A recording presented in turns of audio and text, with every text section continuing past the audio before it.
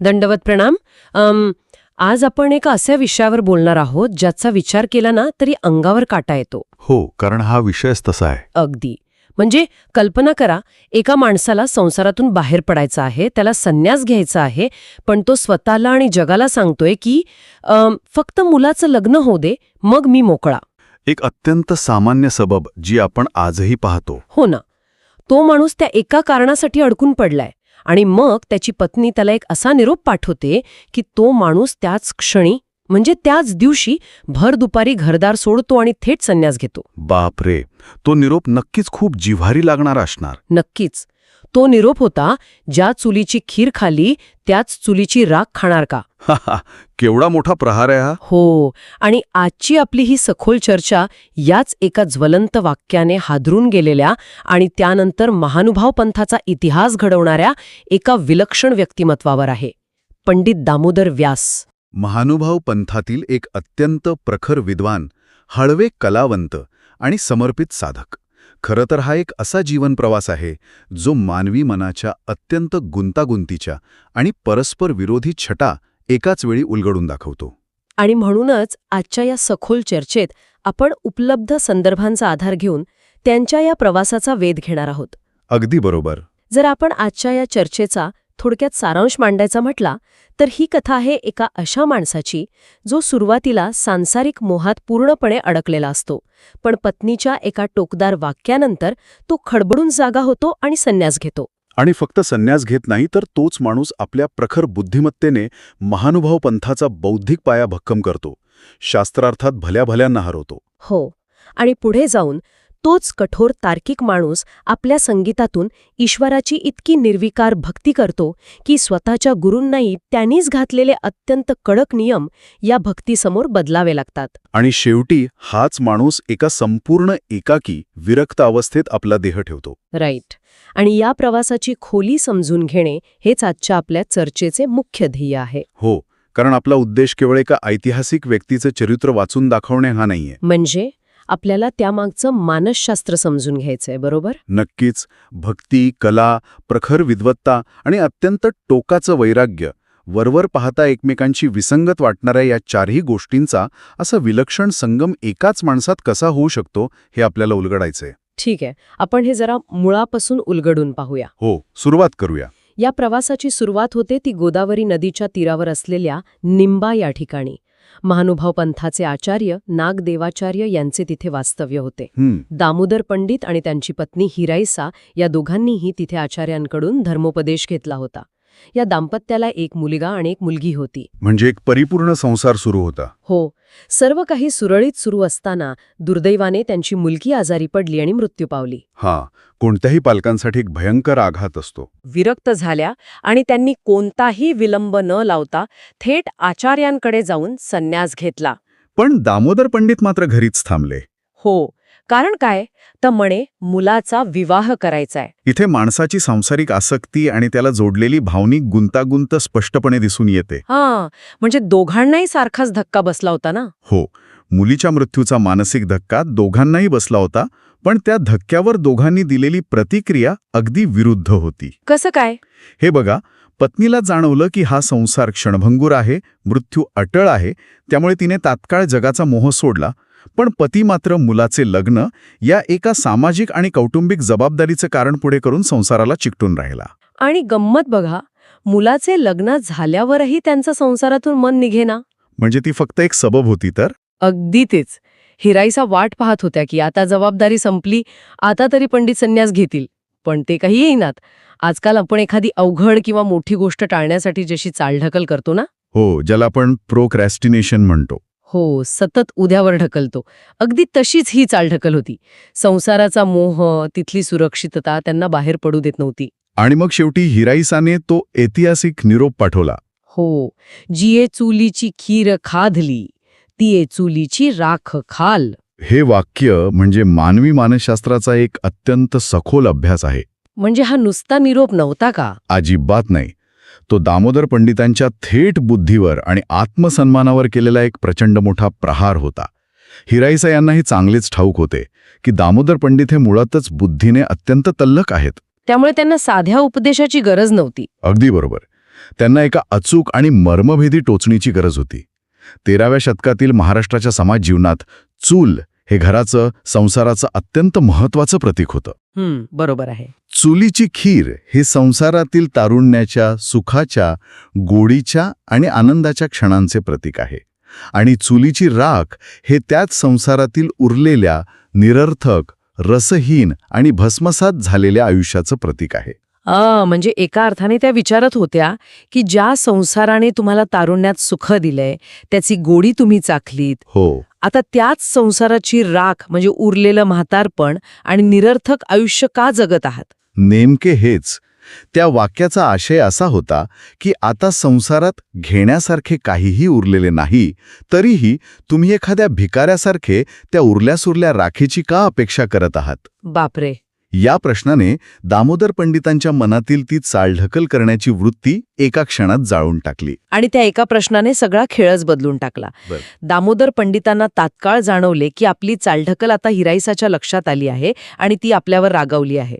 त्यांच्यातल्या विद्वानाला तो अपमान आणि त्यातील सत्य दोन्ही झोंबले असावेत. हो ना, कारण त्याच दिवशी 3ऱ्या प्रहरी त्या आचार्यांकडे गेले आणि त्यांनी थेट संन्यास घेतला. आणि आचार्यांनीही एखाद्या निवृत्त पुरुषाला शोभेल असा त्यांचा सन्मान केला आणि त्यांना स्वतः सोबत जेवू घातले. पण खरी कहाणी तर इथून पुढे सुरू होते. संन्यास घेतला, अंगावरचे कपडे बदलले म्हणजे माणसाचे मन लगेच बदलते असे नाही. नक्कीच नाही. दामोदर पंडितांनी त्यापुढचा जो प्रवास केला तो त्यांच्यातील आंतरिक संघर्षाचा आणि प्रज्ञेचा सर्वोच्च बिंदू आहे. पण संन्यास घेतला म्हणजे सर्व प्रश्न सुटले असे नाही. हिराईसांच्या वाक्यानं त्यांच्यातील संसारी माणूस संपला खरा, पण त्यांच्यातल्या विद्वानाचं काय झालं? ती अफाट बुद्धिमत्ता कुठे गेली? ती बुद्धिमत्ता अधिक प्रखर झाली. हो, कारण संन्यास घेण्यापूर्वीच म्हणजे पूर्वाश्रमातच त्यांचा संस्कृत आणि मराठी भाषेचा अतिशय गाढा अभ्यास होता. संन्यास घेतल्यानंतर त्यांनी आचार्यांच्या सान्निध्यात तत्वज्ञानाचा अभ्यास सुरू केला. संदर्भांनुसार महानुभाव पंथातील नवप्रकरण नावाच्या ग्रंथाचा अभ्यास करताना ते केशरीराज व्यास आणि राघव भट यांसारख्या तत्कालीन प्रखांड पंडितांशी निरंतर चर्चा करत असत. जर आपण याचा व्यापक संदर्भाशी संबंध जोडला तर या घटनेचे तत्कालीन सामाजिक आणि धार्मिक महत्त्व समजून घेणं आवश्यक आहे. म्हणजे कसं? हे बघा, कोणत्याही वैचारिक किंवा धार्मिक चळवळीला केवळ भावनेच्या लाटेवर टिकून राहता येत नाही. भावना लोकांना एकत्र आणू शकते, पण तो विचार पिढ्यानपिढ्या टिकवण्यासाठी आणि इतर तत्वज्ञानांच्या आक्रमणापासून स्वतःचा बचाव करण्यासाठी अगदी त्यासाठी एका अत्यंत भक्कम बौद्धिक बैठकीची गरज असते. दामोदर पंडितांसारखे विद्वान महानुभाव पंथाचे हेच बौद्धिक आधारस्तंभ बनले. आणि म्हणूनच आचार्य नागदेवाचार्य हे अन्य मार्गीयांशी म्हणजे इतर पंथांच्या विद्वानांशी शास्त्रार्थ करण्यासाठी दामोदर पंडितांना पुढे करत असत. हो, पंडित आपल्या प्रखर बुद्धिमत्तेने त्या अन्य मार्गीयांशी शास्त्रार्थ करत. एक अत्यंत कुतूहलजनक प्रश्न निर्माण होतो. कोणता प्रश्न? ज्या माणसाला स्वतःचा संसार सोडायला इतका वेळ लागला, जो माणूस मुलाचे लग्न या क्षुल्लक कारणासाठी अडकून पडला होता, तो अचानक एका रात्रीत एवढा प्रखर शास्त्रार्थकार कसा बनला? खरंच विचार करण्यासारखा मुद्दा आहे. म्हणजे तर्काच्या कसोट्यांवर इतरांना हरवणारा हा माणूस स्वतःच्या बाबतीत इतका भावनिक कसा होता की त्याने संसाराची आसक्ती सोडून आता केवळ अभ्यासाची आणि वादविवाद जिंकण्याची आसक्ती धरली होती? याचं उत्तर त्यांच्या वैराग्यात दडलेलं आहे. दामोदर पंडितांची बुद्धिमत्ता आधीपासूनच अफाट होती, पण ती संसाराच्या नात्यांच्या चौकटीत अडकली होती. बरोबर. जेव्हा हिराईसा यांच्या वाक्यानं ती भावनिक चौकट तोडली, तेव्हा त्यांची तीच प्रखर बौद्धिक ऊर्जा संपूर्णपणे तत्वज्ञानाकडे वळली. त्यांच्यात तार्किक क्षमता होतीच, पण त्याला आता वैराग्याची जोड मिळाली होती. म्हणजे वैराग्य आणि बुद्धिमत्ता यांचा संगम. हो, आणि जेव्हा वैराग्य आणि बुद्धिमत्ता एकत्र येतात तेव्हा तो माणूस कोणत्याही वादविवादात अजिंक्य ठरतो. कारण त्याला स्वतःचा अहंकार जपायचा नसतो. अगदी तंतोतंत.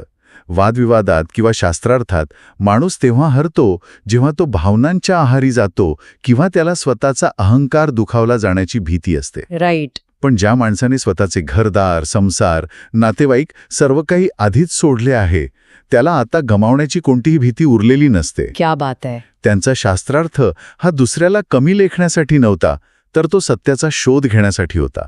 त्यांची निर्भयता हेच त्यांच्या तर्काचे सर्वात मोठे हत्यार होते. स्वतःचे काहीच गमावण्याची भीती नसलेला हा शास्त्रार्थकार खरोखरच एक भक्कम भिंत बनून उभा होता. पण आता इथेच हा विषय खऱ्या अर्थाने रंजक होतो. कसं काय? कारण या तार्किक आणि वादविवाद करणाऱ्या अत्यंत कठोर व्यक्तिमत्वाच्या आत एक अतिशय तरल, संवेदनशील आणि मधुर कलावंत दडलेला होता. दामोदर पंडित हे अतिशय उत्तम गायक होते. अरेच्छा. हो, त्यांचा कंठ अत्यंत मधुर होता आणि त्यांना संगीताचे सखोल ज्ञान होते. आणि हीच ती कला आहे जिने एका अत्यंत महत्वाच्या तत्वज्ञानात्मक चर्चेला जन्म दिला. महानुभाव पंथाच्या कठोर नियमांसोबत या कलेचा एक मोठा संघर्ष उभा राहिला. होय, संदर्भ सांगतात इथे एकांतात असताना भक्तिभावाने ओथंबलेली गीतं, ओव्या, चौपडी गात असत. पण एकदा आचार्य नागदेवाचार्य त्यांना शोधत शोधत तिथे आले. आणि त्यांनी ते गाणं ऐकलं. हो, त्यांनी पंडितांचे गाणे ऐकले आणि ते थेट म्हणाले, आजी लागून तू गीत गाऊन नको गा, गोसावी वारिले असे. याचा अर्थ आजपासून तू गाणे गाऊ नकोस, कारण गोसावींनी म्हणजेच साक्षात श्री चक्रधर स्वामींनी त्याला मनाई केली आहे. बरोबर. पण ही बंदी का? या बंदीमागील मानसशास्त्र समजून घेणं महत्वाचे आहे. महानुभाव पंथातील साधनेचे नियम इतके कठोर का होते? गाण्यावर किंवा कलेवर बंदी का असावी? का असावी? कारण कलेमध्ये माणसाला गुंतवून ठेवण्याची प्रचंड ताकद असते. संगीत हे थेट माणसाच्या भावनांना आणि संवेदनांना आवाहन करते. आणि संन्याशाचे मुख्य ध्येय हे भावनांच्या, संवेदनांच्या आणि विषयवासनांच्या पलीकडे जाणे असते. कलेच्या सौंदर्यात अडकून माणूस मूळ ईश्वराला विसरू शकतो, अशी ती रास्त भीती होती. दामोदर पंडितांनी आचार्यांची आज्ञा पाळली, त्यांनी गाणं सोडून दिले. पण त्यांच्या अंतःकरणाला याची प्रचंड व्यथा होत असे. नक्कीच. एका कलावंताला कला नाकारणं खूप कठीण असतं. हो, त्यांचे मन आतल्यात गुदमरत होते. एके दिवशी ते पूर्णपणे एकटे असताना आजूबाजूला कोणीही नाही असे पाहून भगवंताच्या ध्यानात मग्न झाले आणि रडत रडत गाऊ लागले. ते गीत कोणतं होतं? ते गीत होतं, अनिका बोलन न लागो श्रवणा, रूप तरी नयना आवडो तुझे. बापरे, किती सुंदर अर्थ आहे याचा. हो, म्हणजे माझ्या कानांना आता इतर कोणाचंही बोलणं ऐकायचं नाहीये आणि माझ्या डोळ्यांना फक्त तुझेच म्हणजे ईश्वराचेच रूप आवडावे. डोळ्यांतून भळाघळा अश्रू वाहत आहेत, कंठ दाटून आलाय आणि ते संपूर्ण तन्मयतेने गात आहेत. तो प्रसंग केवळ त्यांच्या भक्तीचा सर्वोच्च बिंदू नव्हता, तर तो मानवी नियमांच्या पल्याळ जाणारा एक क्षण होता. का? कारण नेमक्या त्याच वेळी आचार्य नागदेवाचार्य पुन्हा तिथे आले आणि त्यांनी हे सर्व ऐकले, पाहिले. अरे देवा! मग काय झालं? यावेळी आचार्यांचेही हृदय भरून आले आणि त्यांनी स्वतः घातलेली बंदी उठवली. ते म्हणाले, अजी लागून तुझं गीत गावया अनुजन्या गा. म्हणजे आजपासून तुला गाण्याची परवानगी आहे. पण इथे एक मोठा विरोधाभास दिसतो. कसला विरोधाभास? महानुभाव पंथाचे नियम तर अत्यंत कडक होते. साक्षात श्री चक्रधर स्वामींनी ज्या गोष्टीला निषिद्ध ठरवलं होतं त्याला आचार्यांनी अचानक परवानगी कशी आणि का दिली? नियम मोडले कसे गेले? इथली सर्वात आकर्षक गोष्ट म्हणजे इथे नियम मोडले गेले नाहीत, तर त्या नियमांचा खरा अर्थ उलगडला गेला. म्हणजे कसं काय? महानुभाव तत्वज्ञानामध्ये सविकार साधक आणि निर्विकार साधक यातील अत्यंत सूक्ष्म आणि महत्वाचा फरक सांगितला आहे. अच्छा. श्री चक्रधर स्वामींनी ज्या कलेला किंवा गाण्याला मनाई केली होती ती सविकार साधकांसाठी होती. सविकार म्हणजे असा साधक ज्याच्या मनात कलेमुळे विषय वासना निर्माण होऊ शकते. म्हणजे जो गायनाच्या कौतुकात, टाळ्यांमध्ये किंवा कलेच्या अभिमानात अडकून पडू शकतो. अगदी बरोबर. म्हणजे ज्याला कलेचा मोह होऊ शकतो तो सविकार. मग निर्विकार साधक कोण? निर्विकार साधक तो असतो ज्याची कला ही केवळ आणि केवळ ईश्वराप्रती असलेली शुद्ध, निखळ भक्ती असते. ज्या काव्यात भगवंताची आवड, प्रेम, देहाविषयी अनासक्तता आणि विषय वासनेचा संपूर्ण त्याग असतो, ती गीते गाण्यास स्वामी श्री चक्रधरांनी परवानगी दिलेली होती. आणि दामोदर पंडितांच्या गाण्यात तोच भाव होता. हो, दामोदर पंडितांच्या गाण्यातून नेमका तोच शुद्ध भाव ओसंडून वाहत होता. त्यांचे गाणे हे कोणत्याही मैफिलीसाठी किंवा प्रदर्शनासाठी नव्हते, तर ते ईश्वराशी साधलेले एक अत्यंत खाजगी, पवित्र आणि वेदनामय संधान होते. म्हणजे आचार्यांनी ओळखलं की हे गाणं त्यांना ईश्वरापासून दूर नेत नाहीये. हो, आचार्यांनी ओळखले की दामोदर पंडितांचे गाणे त्यांना ईश्वरापासून दूर नेत नाहीये, तर ते त्यांना थेट ईश्वराशी जोडत आहे. आणि त्या शुद्ध भक्तीचे परिणामी तसेच अद्भुत होते. संदर्भांमध्ये स्पष्ट उल्लेख आहे की त्यांचे गायन केवळ स्वतःला पवित्र करणारे नव्हते, तर इतरांचेही आयुष्य बदलून टाकणारे होते. हो का? हो, एका ब्राह्मणाने केवळ त्यांचे ते शुद्ध गाणे ऐकून त्याच क्षणी संन्यास घेतला होता. बापरे, संगीतामध्ये इतकी ताकद असू शकते हे थक्क करणारे आहे. नक्कीच. त्यांनी नंतर वत्सहरण आणि हिंदी 60 चौपदिया यांसारखी अत्यंत सुंदर काव्यनिर्मितीही केली. पण या सर्व साहित्य आणि कला निर्मितीच्या पलीकडे जाऊन त्यांचं आयुष्य पाहिले तर एक गोष्ट प्रकर्षाने जाणवते. कोणती? एवढे प्रचंड ज्ञान, एवढी मोठी कला हातात असूनही त्यांनी त्याचा कधीच अहंकार बाळगला नाही. त्यांचे मुख्य जीवन हे एका विरक्त साधकाचेच राहिले. महानुभाव पंथात ज्याला अटण आणि विजन म्हटले जाते त्या मार्गावरून ते चालत राहिले. इथे अटळ आणि विजन या शब्दांचा अर्थ आपण स्पष्ट करायला हवा. हो, सांगा ना. अटळ म्हणजे काय? तर एका जागी न थांबता, घर न बांधता सतत भ्रमण करत राहणे. बरोबर. आणि विजन म्हणजे लोकवस्तीपासून दूर, एकांतात वास करणे, केवळ भिक्षा आणि भोजन करत परमेश्वराच्या चिंतनात जीवन कृतार्थ करणे. हा केवळ शारीरिक प्रवास नव्हता. नाही, तर मनाला कोणत्याही एका गावावर, वास्तूवर किंवा लोकांवर जळून न देण्याची ती एक अत्यंत कठोर मानसिक साधना होती. अगदी अचूक. पण या अटन आणि विजन करणाऱ्या पूर्णपणे विरक्त झालेल्या माणसाच्या आयुष्यात एकच भावनिक धागा उरला होता. कोणता? आणि ती होती त्यांची त्यांच्या गुरूंवरील, आचार्य नागादेवाचार्यांवरील टोकाची निष्ठा. त्यांची भक्ती केवळ निर्गुण ईश्वरापुरती मर्यादित नव्हती.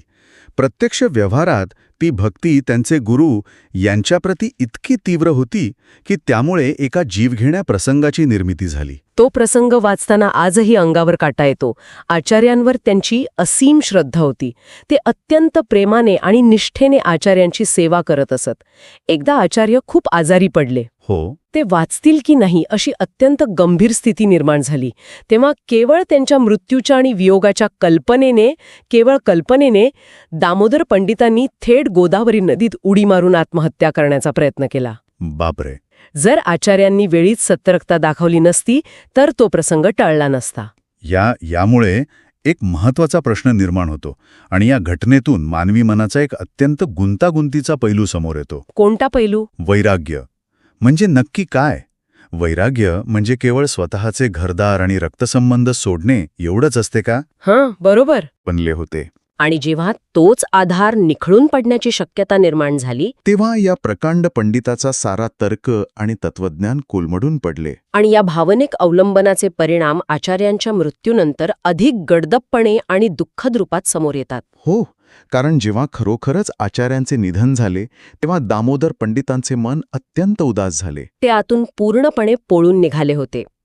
याच काळात एक अत्यंत सूचक घटना घडली. कोणती घटना? कान्होबाध्यायी नावाच्या एका साधकाने अन्नाचा अपमान करत अन्नपाणी फेकून दिल्याचे त्यांनी पाहिले. एका विरक्त साधकाने असे वागणे पंडितांना, जे स्वतः तत्वांचे इतके पक्के होते, त्यांना अजिबात पटले नाही. साहजिक आहे. म्हणून त्यांनी त्याला उपदेश केला, पण त्या कान्होपाध्यायांनी त्यांची थेट अवज्ञा केली. त्यांचे काहीही ऐकले नाही. ही घटना वरवर पाहता छोटी वाटू शकते, पण दामोदर पंडितांच्या आयुष्यात हा एक टर्निंग पॉइंट होता. असं का म्हणताय तुम्ही? ज्या पंथासाठी, ज्या आचार्यांसाठी त्यांनी आपले संपूर्ण आयुष्य वेचले, स्वतःचा संसार सोडला, ज्या मूल्यांचे त्यांनी शास्त्रार्थात रक्षण केले, तीच मूल्य, तेच विचार आता खुद त्यांच्याच लोकांकडून पाळले जात नाहीत, हे पाहून त्यांच्या मनातील उरली सुरली आशाही संपुष्टात आली असावी. बरोबर आहे. जेव्हा गुरुच उरले नाहीत आणि गुरूंचे विचारही पाळले जात नाहीत, तेव्हा या वातावरणात थांबण्यात त्यांना कोणताही अर्थ उरला नाही. आणि म्हणूनच ते गोदावरीचा तो परिसर कायमचा सोडून थेट लाजिवैरगड नावाच्या ठिकाणी निघून गेले. त्यांनी स्वतःला पूर्णपणे एकांतवासात ढकलून दिले आणि तिथेच अत्यंत एकाकी अवस्थेत शके 1228 मध्ये त्यांनी आपला देह ठेवला. एका अत्यंत प्रखर आणि वादळी आयुष्याचा हा किती शांत आणि एकाकी शेवट आहे. खरंच. हिरायसांच्या एका वाक्यानं सुरू झालेला हा प्रवास तर्काच्या आणि शास्त्रार्थाच्या अत्यंत कठीण आणि काटेकोर वाटांवरून चालत गेला. त्यानंतर तो कलेच्या आणि संगीताच्या हळव्या प्रवाहातून वाहत गेला आणि शेवटी संपूर्ण विरक्तीच्या आणि एकाकीपणाच्या अथांग सागरात विलीन झाला. अगदी. ज्या माणसाने आपल्या शब्दांनी आणि तर्काने शेकडो विद्वानांना जिंकले होते, तो माणूस शेवटी संपूर्ण मौनात आणि एकांतात निघून गेला. तर ह्या सर्वांचा नेमका अर्थ काय? यातून आपण काय सार काढू शकतो? आपण पाहिलं की महानुभाव पंथाचे पंडित दामोदर व्यास हे इतिहासाच्या पानांवर नोंदवलेले केवळ एक नाव नाहीये. नाही. ती मानवी मनाच्या क्षमतेची एक अत्यंत सजीव आणि अस्वस्थ करणारी प्रवासगाथा आहे. संसाराच्या घट्ट पाशातून एका झटक्यात संन्यासाकडे जाणे, तर्कशुद्ध आणि कठोर बुद्धिमत्तेकडून भावपूर्ण कलेकडे वळणे आणि अखेर या सर्व गोष्टींच्या पलीकडे जाणाऱ्या एका संपूर्ण वैराग्याकडे, एकांताकडे जाणारी ती वाट आहे. आणि यातून एक गोष्ट प्रकर्षाने जाणवते की एकाच व्यक्तीच्या आत किती भिन्न भिन्न विश्वे असू शकतात. नक्कीच. आणि जेव्हा एखादा माणूस स्वतःला एखाद्या ध्येयासाठी किंवा तत्वासाठी पूर्णपणे झोकून देतो, तेव्हा तो त्याच्या सर्वोच्च क्षमतेला कसा स्पर्श करू शकतो याचं हे एक जिवंत उदाहरण आहे. अगदी बरोबर. आणि याच विचारासोबत आपण आजची ही चर्चा संपवणार आहोत.